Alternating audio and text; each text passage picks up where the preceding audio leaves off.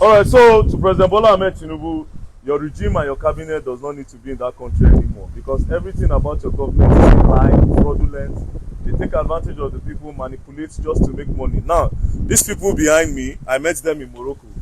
That same hotel where I went and I saw Sheyi Tinubu's picture. I don't know how you leave Nigeria, can't do campaign for Morocco. That's the same place I met these people. And they came to beg me. And I asked him what happened. This guy was given scholarship by the Nigerian government to come and study medicine. What year? Yeah, what year now? He's in his final year. He was given scholarship to come and study medicine so that he will become a doctor, go back to Nigeria and work in our healthcare. But sadly, after they gave him the scholarship, they abandoned him here in Morocco. Alongside everybody that is here, they've been abandoned in Morocco. Now, the sad part is that as they abandoned them, they are not even allowed to work because of the agreement, right? Yes. They had an agreement with the Moroccan government while they were giving them scholarship that they are not allowed to work. So these people are pretty much stranded. You, how long have you been here? I've been here for 5 years. This guy been here for 5 years. You, how many? 2 years. 2 years. You? 3 years. You? 4 years. You? 2 years. Now, this guy, how did you come to Morocco? Did you come like this? No, I came with my both legs walking. What happened to your legs? Because I did not have means of survival, I just had to find something doing. On my way coming back, I had an accident which led to me breaking my thigh bone, and I could not pay for any of my medical bills. Even till now, I've not paid due to the issue of we not having money to survive in this country. So, as you heard him, he's not even allowed to work, but because of the predicament that the Nigerian government put him through, he had to sneak to start working. And while he was coming back from work, he had an accident that led to him breaking his leg. And you also told me something about another student that died. What happened to him? This is a student that was suffering from tuberculosis, but because he was not having money, he could not go to the hospital. So he was afraid the hospital bills were too much. So he kept it to himself, and the illness kept complicating. And before he knew it, it became what do you call it? Complicated. It became complicated. It was tuberculosis.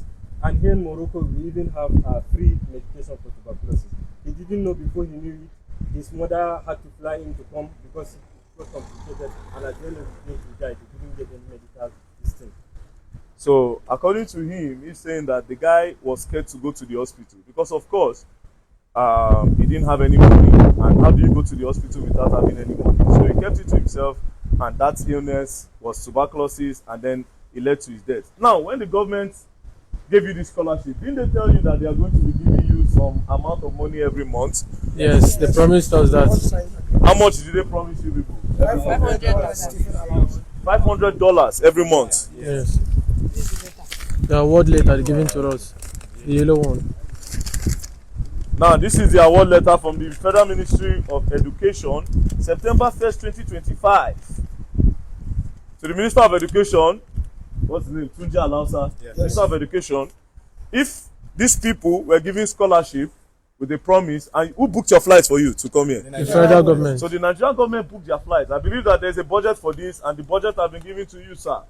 So whatever thing you have done with this money that is making these people not to get the money and leave them stranded on the streets of Morocco, sir, you need to correct that. And this is my problem. If I talk now, they'll say I am being sponsored by another political party to attack APC. I'm not all about that. Do you understand? What is right is right. How do you carry people's children with promises? Everybody in Nigeria now will think these people are doing well and taking care of them, not knowing that these people are jumping from different places every night to look for where to sleep. And in everything, they cannot work. In everything, they cannot work. Meanwhile, Sheyi Tinubu, now you carry your picture couple for here they do campaign. I walked around this country, I did not see any politician's picture, but your own picture dey for inside one place. Not just that, yesterday now, they say, what's the name of this girl? Say you give her 100 million naira. That 100 million you gave to the girl. Well, I'm not trying to talk about that. Where did you get 100 million naira from? We'll talk about that one later. But that 100 million, if they put it in their welfare, these children will not be here suffering. This one now leg no good. He needs to go to operation. And you abandon them here. And also, sir, they always threaten that when we go out to the media crying for our money, they always tell us that we are disgracing the nation. And we always ask ourselves, what is more disgraceful than passing through here to embarrass someone holding a Nigerian girls. Last 2 months, my landlord told me that. Last 2 months, I was talking with my landlord. He told me that Nigeria is the richest country in Africa. but Nigeria cannot be able to assist their scholars. A country like Niger, the Niger guys lodging his apartment are not owing him any amount of money. But I have some colleagues in Nigeria that are owing him for more than 12 months house rent. He's telling me that he will send them out of his house after this month.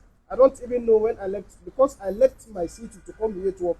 I left my exams, I left my school, my studies.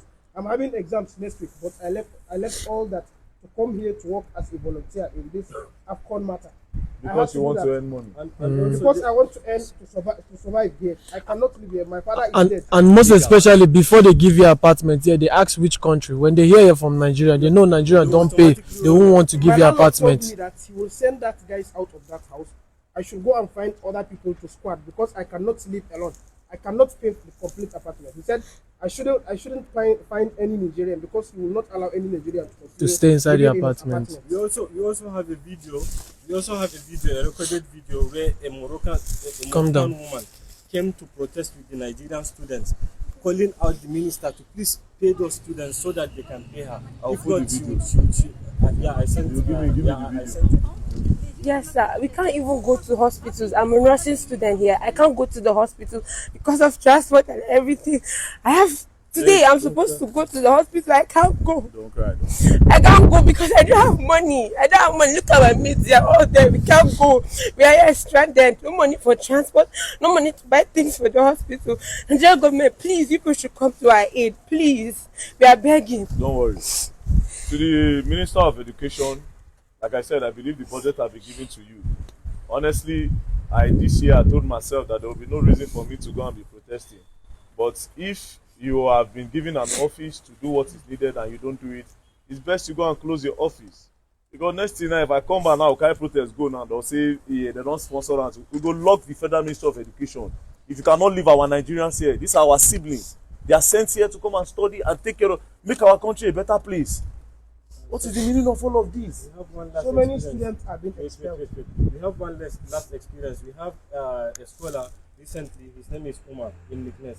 So Umar had an emergency. He had appendicitis. For the appendectomy, the hospital said they were not going to treat him until the Nigerian embassy had to borrow him. They borrowed him money.